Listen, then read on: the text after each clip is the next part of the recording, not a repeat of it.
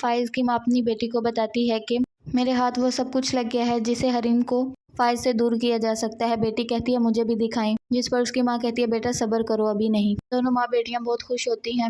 فائز اپنے بھائی کو کال کرتا ہے اور کہتا ہے کہ مجھے پرانی فائلز چاہیے، جس پر وہ کہتا ہے کہ تمہیں جتنا کام دیا گیا ہے وہ کرو، مجھے کسی مشکل میں مت ڈالو، جتنا کام کہا گیا ہے وہ کرو۔ فائز کہتا ہے جو میرے کام میرے ذمہ ہے میں سارا کروں گا، میری فطرت میں دھوکہ اور فریب نہیں ہے۔ فائز گھر آتا ہے، اس کی ماں بہت خوش ہو کر بات کرتی ہے اور دعا دیتی ہے کہ تم بہت کامیاب ہو جاؤ گے۔ فائز کہتا ہے بس جو میں چاہتا ہوں وہ ہو جائے، اتنا ہی کافی ہے، مجھے نہیں پتا آسمان کی بلندیوں کو چھونا کیا ہے۔ فائز کہتا ہے آپ حریم کو تسلیم کر لیں، اس پر اس کی ماں کہتی ہے میں نے کر لیا ہے۔ ناصر کال کرتا ہے اور کہتا ہے حریم کو مجھے پیسے چاہیے، اپنی خوشیاں خریدنا چاہتی ہو تو ٹھیک ہے، نہیں تو میں تمہارے سسرال والوں کو ساری ویڈیوز دکھا دوں گا۔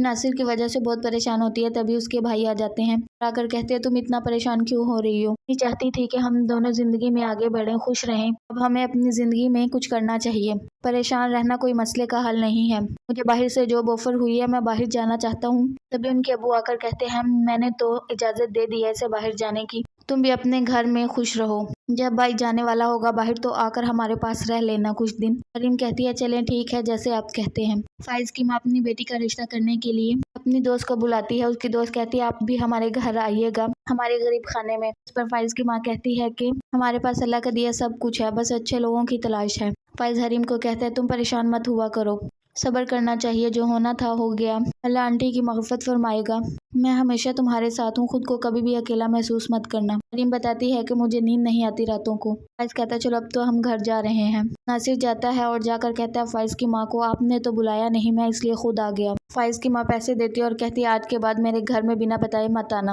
ورنہ گارڈز کو کہہ کر تمہیں باہر پھینکوا دوں گی۔ ناصر کہتا ہے ٹھیک ہے میں بات سمجھ چکا ہوں۔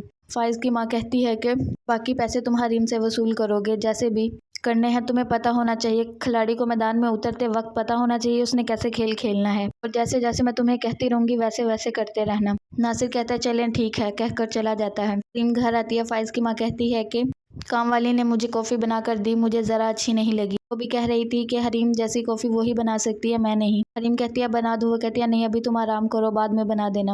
حریم فائز کو بتانے کے لیے آتی ہے ناصر کی بات، یہ سوچتی ہے کہ اگر میں اسے کوئی خوشی نہیں دے سکتی تو پریشانی بھی نہیں دینی چاہیے، کافی دے کر چلی جاتی ہے۔ ناصر کی بات فائز سے پھر شیئر نہیں کرتی۔